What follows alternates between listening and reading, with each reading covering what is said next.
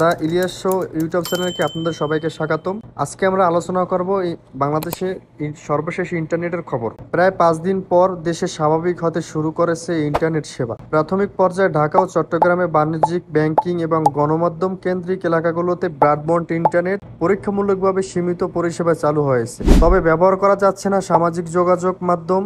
মঙ্গলবার ও 23 জুলাই রাতে broadband internet সেবা স্বাভাবিক হতে শুরু করে, তবে এখনও চালু হয়নি মোবাইল ফোনের ইন্টারনেট। এর আগে গত বৃহস্পতিবার সকাল থেকে দেশের বিভিন্ন স্থানে মোবাইল ফোনের ইন্টারনেট বিঘ্ন হয়। ওই দিন সন্ধ্যার পর থেকে বন্ধ হয়ে যায় ব্রডব্যান্ড ইন্টারনেট সেবা। সরকারি চাকরিতে কোটা পদ্ধতি বাতিল করে 2018 সালে সরকারের যে পরিপত্র জারি করেছিল, সম্প্রতি সেই পরিপত্রকে অবৈধ ঘোষণা করে হাইকোর্ট।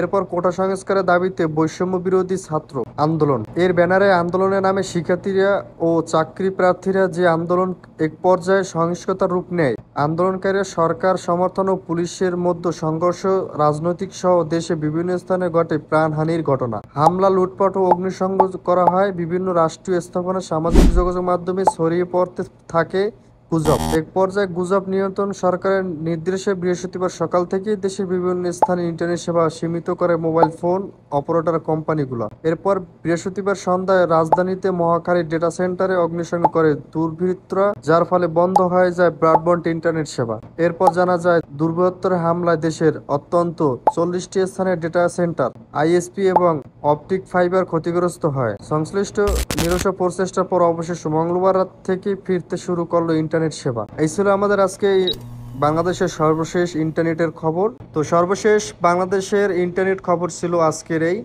তো ভিডিওটি ভালো লাগলে অবশ্যই চ্যানেলটি সাবস্ক্রাইব করুন এবং বেল আইকনটি অন করুন এবং আমাদের সাথে থাকুন। সুস্থ থাকুন, নিরাপদ থাকুন। আল্লাহ হাফেজ।